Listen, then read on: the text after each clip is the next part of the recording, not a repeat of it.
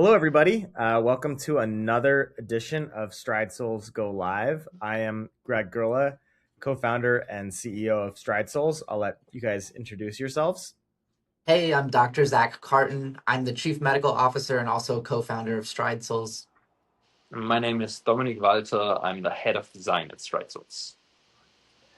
Awesome, awesome. Well, we've got a number of questions from our customers and potential customers, things that come up a lot, and I thought that it would be important to kind of dispel some myths about Stride, things that will help everybody become more confident and understand what they're purchasing, if that's okay with you guys. Let's do it. Yeah. So one question that I get a lot of times is regarding the durability of the orthotics. So just to quote a customer, these customers are much more flexible and thin than my current insoles, current orthotics. As such, I don't expect they will last anywhere as long. So can we talk a little bit about durability of, let's just start with the durability of the material and what type of material we use for our Stride Soul orthotics. Upper material, so you mean the top cover? No, no, Or no. did I get that The wrong? bottom.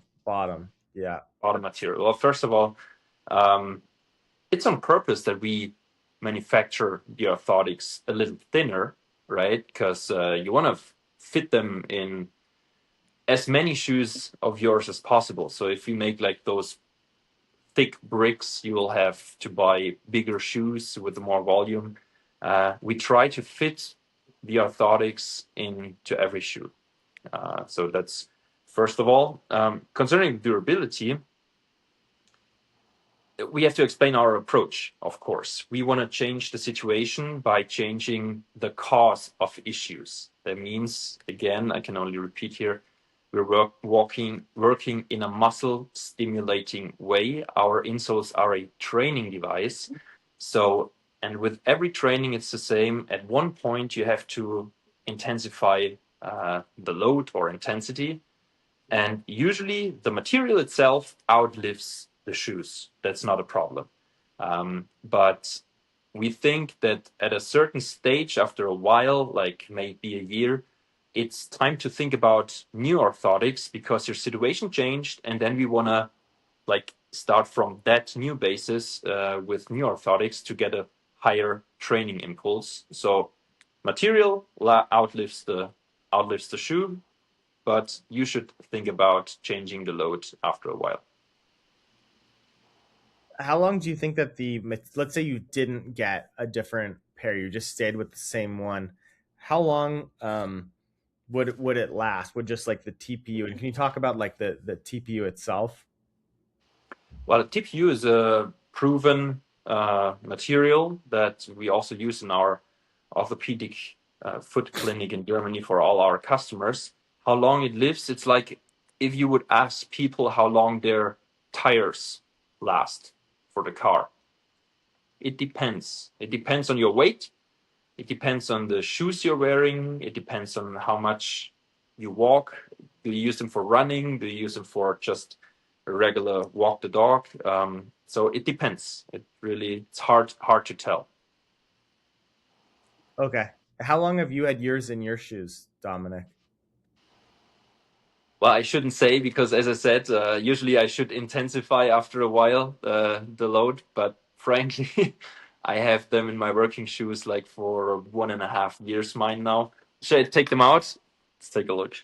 Sure, sure. I have mine in my shoes for since 2023, summer 2023. So that's 2.5 years.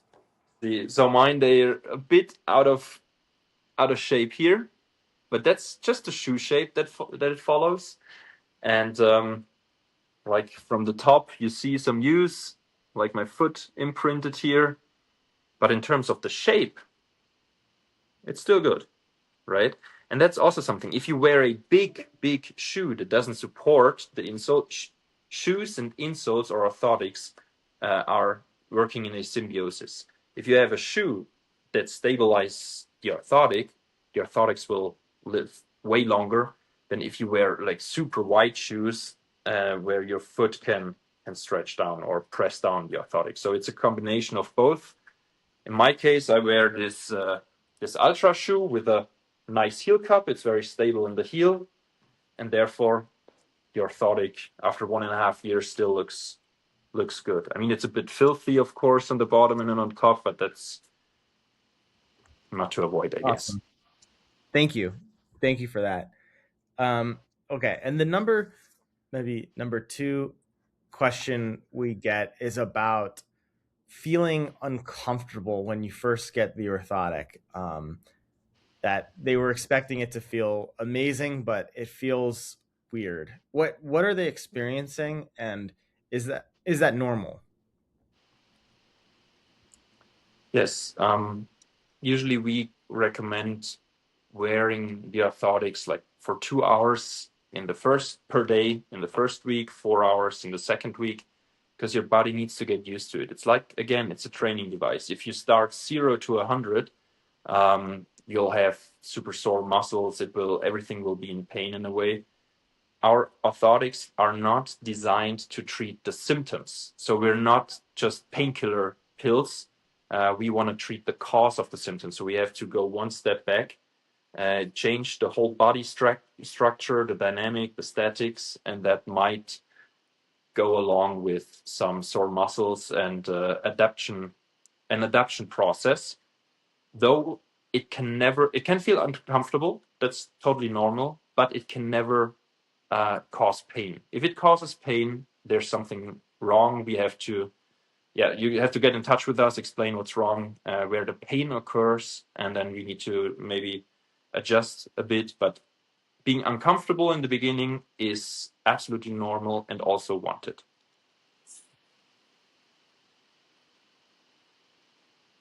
And you're muted, Greg.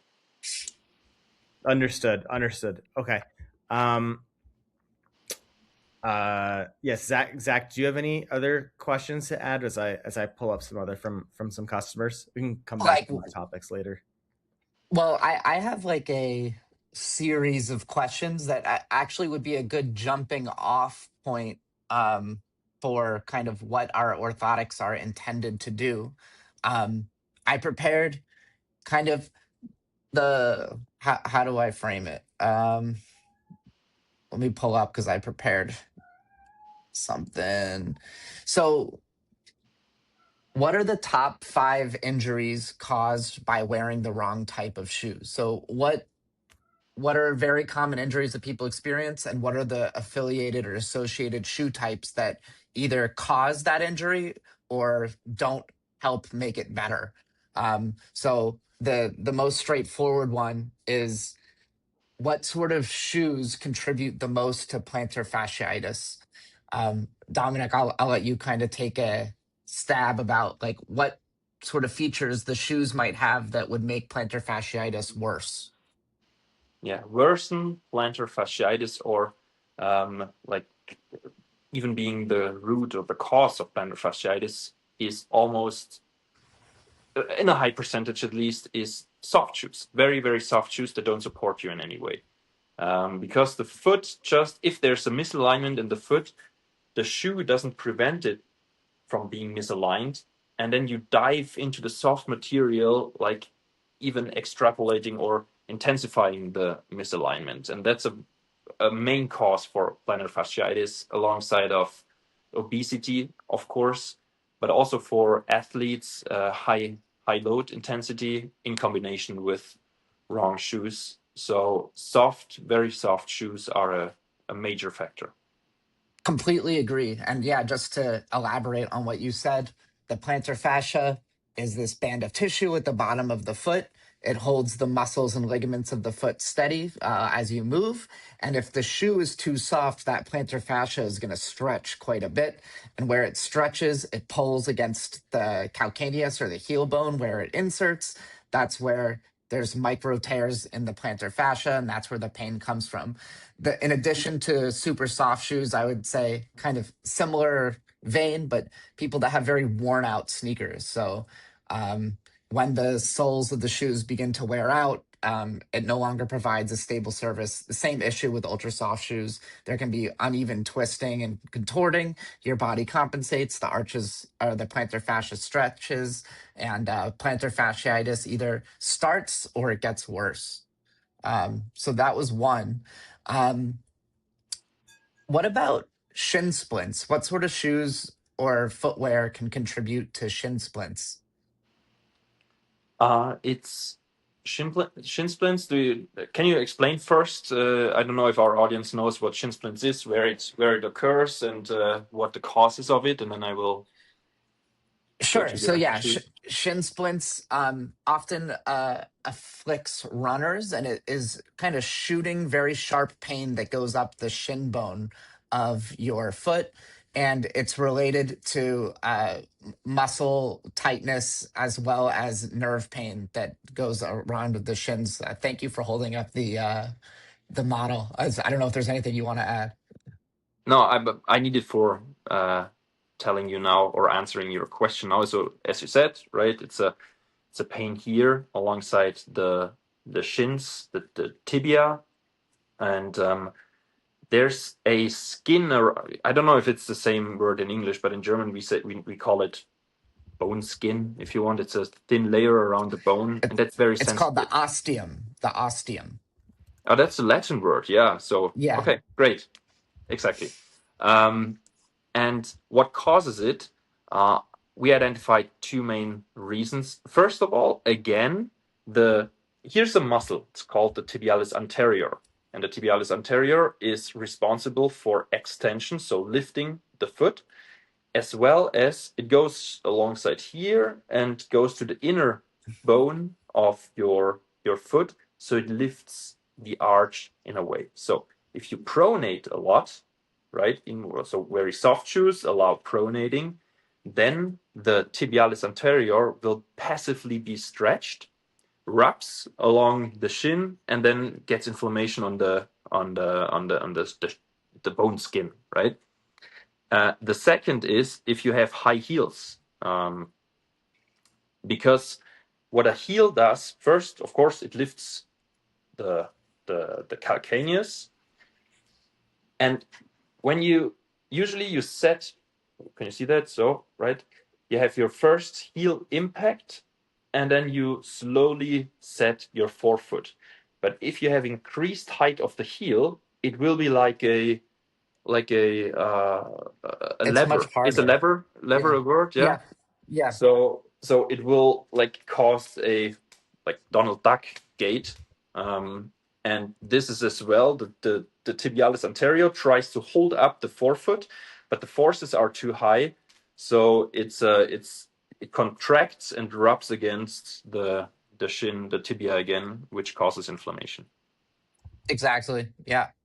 Nothing to add. So the next type of pain or issue that people experience a lot are bunions and toe pain. Well, wait a And second. what's Sorry, Zach, to oh interrupt you, but Greg is looking a bit suspicious. Like you think we explained that okay, or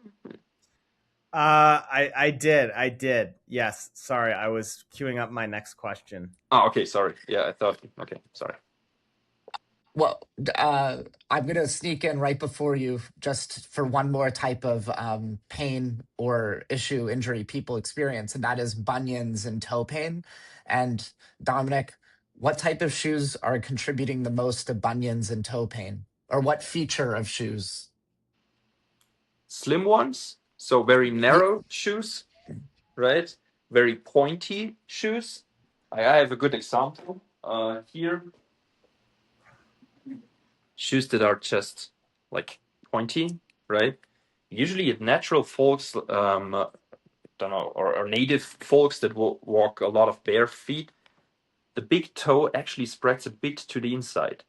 And what we do with our shoes, we strap it to the foot, right? And then it causes a luxation of the those two bones, those little bones. There's a tendon, so it falls, and then right you develop this bunion. So this yeah, exactly. big And toe.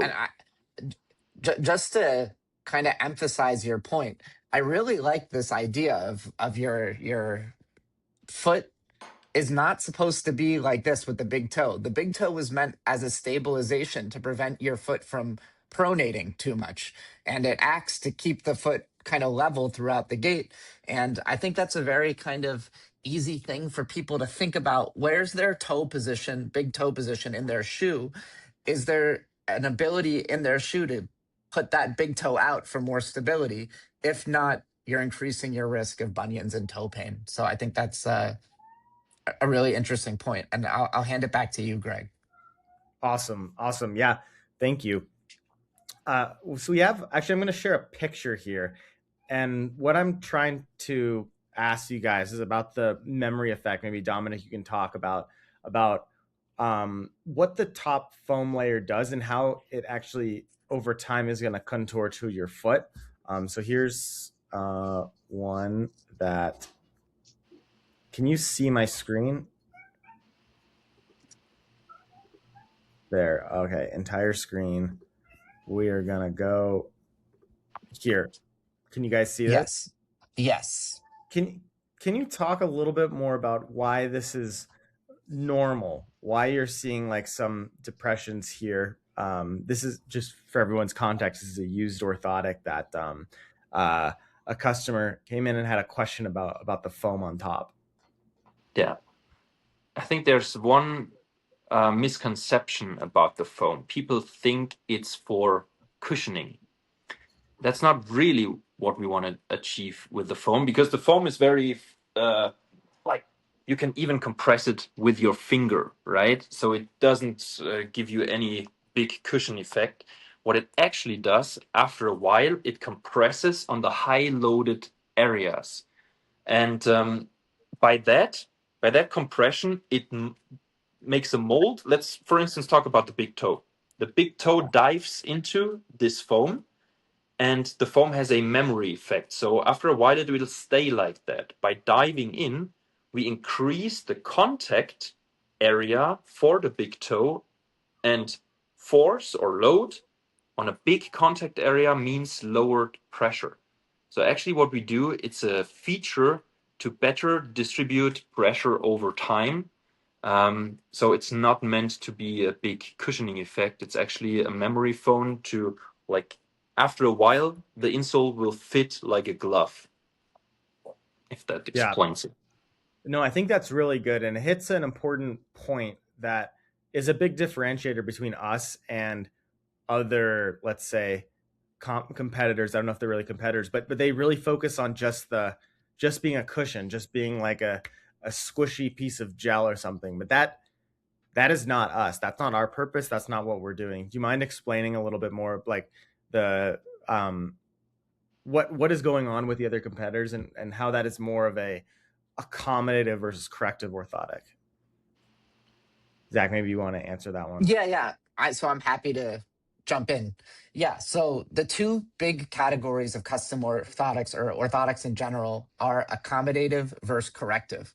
Accommodative are I would say the lesser kind compared to corrective, because they don't consider your foot architecture and work on ways to improve it to reduce pain and injury long term. They just consider where your pain is and do the best job that they can to alleviate that pain short term. So think of something you'd get at the drugstore, Dr. Scholl's or something CVS brand. They're going to have really big gel pockets, really thick memory foam. And yeah, if you have a part of your foot that hurts a lot, it'll feel good for a little bit. But all orthotics that are made out of gel or foam, they're going to compress over time. Dominik mentioned that's what ours do as well. And as it compresses, the areas that are high pressure are going to experience more and more pressure, and that pain is going to come back. Now, corrective, what we do is to consider where the pain is, but also what is the cause of the pain? How are you walking? What are the associated painful areas in your foot? And by understanding that, we can design orthotics that actually draw pressure away from those pain areas and allow the foot to heal and eventually improve in the long term. the other key difference is that the corrective takes a lot more design expertise than something that's accommodative, and it's why we have such amazing partners in Germany to do the design. Excellent, Thanks, mate. excellent. Thank you for that. Yeah, those are the questions that I had from customers and prospective customers this week. I don't know if you guys have anything else. If not, we can wrap things up. I have one more condition Go for it. that may be associated with the wrong type of shoe, and that is Achilles tendonitis. What kind of shoes contribute to people developing or worsening their Achilles tendonitis? Is not that big of a science. It's again soft shoes. Soft shoes. If you have your Achilles tendon, it goes straight up here, right? So it wants to work like flexion, extension. That's what it wants to feel the load coming in. But if you pronate a lot or even supinate a lot, like just go with sideways direction over the physiological degrees, then there will be some issues and even micro ruptures of the Achilles tendon. So again, soft shoes. Soft shoes are basically a main cause for a lot of issues. They feel comfortable in the beginning. You feel like, that's soft, that's super. The cushion, I like it, but actually it causes a lot of trouble. Yeah, I completely agree. I think there's two big takeaways I will leave this podcast with. One is soft shoes are remarkably the root cause of a lot of injuries. And that is kind of counterintuitive. You wouldn't expect it. But I also think rapid changes from one shoe type to another can be a cause of injury. So, for example, Achilles tendonitis happens when there's too much tension and on the Achilles tendon. I know we lost Dominik for a second, but I think I got this. And if you're wearing high heels all the time, your foot is going to be elevated and the Achilles tendon has to shorten. So you can kind of do it with your foot while you're sitting. If you point your toes down, your Achilles tendon gets to shorten, and it should feel good if you have Achilles tendonitis. So people who wear high heels, they get shortened Achilles tendons. Then all of a sudden, if they start using a really soft shoe or something that's really flat, that Achilles tendon is going to extend, and that increases the risk of injury. So rapid changes are also risky. And then the last point I want to make is that the orthotic that we put in your shoe is only as good as the shoe outer sole. So we will do our best to make the most effective and corrective orthotic for you. But if your shoes are too soft, if there's too much variability with each step because of compression or decompression, if it's really worn down, we can only do so much. Everything has to work together. So as you are making your journey to be able to move better, have reduced foot pain, and prevent injury long term, it needs to be a collection of things: the right shoe, the right custom orthotic, and the right activity levels. Yeah, one thing on that, just because I was listening to the How I Built This episode with the founders of Hoka, which I'd recommend we all listen to, and he was going into the founding of the company, and they were originally built because it's an example of a super soft shoe. The original origin for was downhill running. Right? It was for downhill running because they didn't want to feel the rocks or all the basically like trail downhill running, which like maybe in that situation you don't want to feel the rocks. They're But the best for.